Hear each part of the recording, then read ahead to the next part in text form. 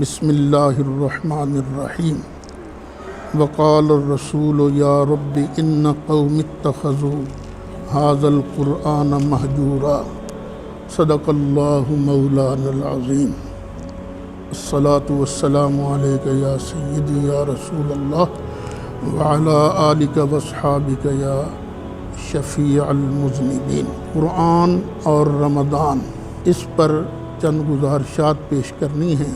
قرآن کریم کا ماہ مقدس ماہ رمضان سے ایک بڑا گہرا تعلق ہے۔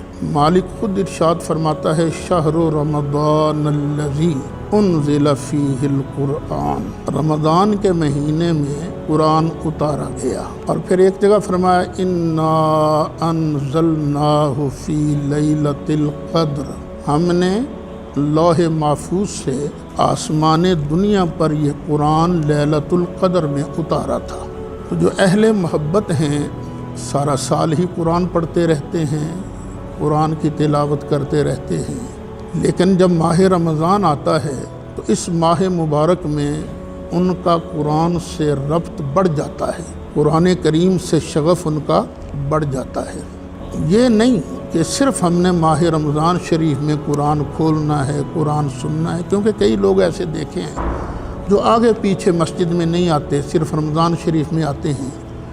نہیں، ایسا نہیں کہ صرف ماہ رمضان میں ہی مسجد میں آنا ہے، قرآن پڑھنا ہے، آگے پیچھے نہیں پڑھنا۔ قرآن کریم سے ہمیں مسلسل رابطہ رکھنے کی تاکید کی گئی ہے، وگرنہ قیامت کا دن آئے گا تو قیامت کے دن نبی کریم علیہ السلام کچھ لوگوں کی اللہ رب العزت کی بارگاہ میں شکایت لگائیں گے۔ 19واں پارہ ہے، سورہ فرقان ہے اور آیت نمبر 30 ہے۔ وقال الرسول، رسول ارشاد فرمائیں گے یا رب، اے میرے پروردگار، ان قوم اتخذوا ھذا القرآن مہجورا، میری اس قوم نے قرآن کو چھوڑ دیا تھا۔ اس کے دو مطلب بیان کیے گئے ہیں۔ ایک تو یہ کہ یہ کفار کی شکایت لگے گی، یا اللہ انہوں نے قرآن سننا ہی گوارا نہیں کیا، قرآن پڑھنا ہی گوارا نہیں کیا، قرآن سن کر نفرت کا اظہار کرتے رہے، انہوں نے میرے قرآن کو چھوڑ دیا تھا۔ دوسرا مطلب یہ بھی ہو سکتا ہے کہ نبی کریم علیہ السلام اپنی امت کی شکایت لگائیں گے اکثر لوگوں کی کہ یا رب العالمین، میں نے ان کے سامنے تیرا قرآن پیش کیا تھا، ہاں تو کرتے رہے کہ ہم مانتے ہیں، لیکن اس پر انہوں نے عمل نہیں کیا۔ کچھ لوگ ہیں وہ قرآن پاک برکت کے لیے گھر میں رکھ لیتے ہیں، برکت کے لیے رکھنا بھی اچھی بات ہے، لیکن اتنے سے کام نہیں چلتا۔ کچھ لوگ ہیں جو تلاوت کرتے ہیں قرآن پاک کی، لیکن صرف تلاوت سے بھی تو کام نہیں چلتا، تلاوت سے آگے بڑھ کر ہمیں قرآن سمجھنا بھی ہے۔ اگر قرآن کو سمجھیں گے نہیں تو پھر عمل کس طرح ہوگا؟ یہ اللہ نے صرف تلاوت کے لیے قرآن نہیں نازل کیا، بار بار فرماتا افلا یتدبرون القرآن، کیا یہ قرآن میں غور نہیں کرتے؟ غور تبھی ہوگا نا جب پہلے سمجھیں گے تو۔ اللہ تعالی ہمیں قرآن سمجھنے کی بھی توفیق عطا فرمائے۔ دیکھ لیں، میں علماء سے مخاطب ہوں، کہیں ایسا تو نہیں کہ ہمیں الجھایا جا رہا ہو، آپس کی لڑائیوں میں یہ فرقے بازیاں جو ہیں ان میں الجھایا جا رہا ہو تاکہ کہیں یہ قرآن سمجھنے نہ لگ جائیں۔ میں علی وجہ البصیرت کہتا ہوں، جو لوگ قرآن سمجھنے لگ جاتے ہیں وہ پھر فرقہ واریت سے دور ہو جاتے ہیں۔ ان کا مقصد صرف ایک ہوتا ہے کہ ہمارا اللہ راضی ہو جائے اور ہم سے اس کا پیارا رسول علیہ السلام راضی ہو جائے۔ قرآن کو سمجھنا تو بہت اونچے درجے کی بات ہے۔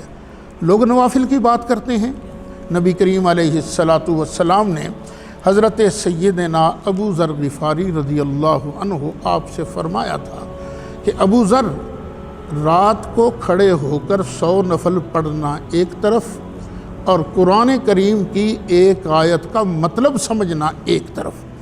تو قرآن کو سمجھنا یہ بہت ضروری ہے، لیکن صرف سمجھنے سے کام نہیں چلے گا۔ قرآن جو کہتا ہے اس کے مطابق عمل بھی کرنا ہے، خود بھی عمل کرنا ہے اور پورے پاکستان کے لوگوں کو، عالم اسلام کو دعوت دینی ہے کہ قرآن کو نافذ بھی کرو، قرآن جو کہتا ہے فیصلہ اس کے مطابق کرو، وَمَن لَّمْ يَحْكُمْ بِمَا أَنزَلَ اللَّهُ فَأُولَٰئِكَ هُمُ الْكَافِرُونَ، تو جو لوگ اللہ کے نازل کیے ہوئے کے مطابق فیصلہ نہیں کرتے وہ مسلمان نہیں ہیں۔ تو بھئی ہمیں اسلام کے دائرے میں آنا ہے، ہمیں حق کے دائرے میں آنا ہے، اور حق کے دائرے میں کس طرح آئیں گے کہ فیصلہ ہم قرآن مجید فرقان حمید کے مطابق کریں۔ اللہ کرے کچھ لوگ ایسے تیار ہو جائیں جو یہ عہد کر لیں کہ ہم نے اپنے وطن کے اندر قرآن کی حکومت کو نافذ کرنا ہے۔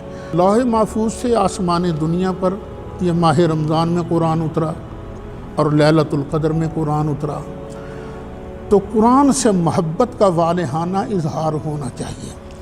ہر مسلمان بھائی یہ کوشش کرے کہ میں پورے مہینے میں کم از کم ایک قرآن مجید کی تلاوت خود کروں گا، اور پھر اگرچہ تراویح فرض نہیں ہے، تراویح واجب بھی نہیں ہے، فرض نہیں ہے، لیکن ایک تو فائدہ ہوتا ہے نا تراویح پڑھنے کا کہ حافظ صاحب کسی بھی مسجد میں چلے جائیں، تقریباً 99% کے قریب مساجد میں تراویح کے اندر پورا قرآن شریف پڑھا جاتا ہے، تو نماز تراویح ادا کی جائے، قیام اللیل کیا جائے، تراویح پڑھی جائیں، حافظ صاحب قرآن پڑھتے جائیں گے، آپ سنتے جائیں گے، ایک قرآن پاک آپ کا مکمل ہو جائے گا جس کی آپ تلاوت فرمائیں گے، دوسرا قرآن پاک نماز تراویح کے اندر آپ سن کر مکمل فرما لیں گے۔ اللہ تعالیٰ سب کو ہمت عطا فرمائے۔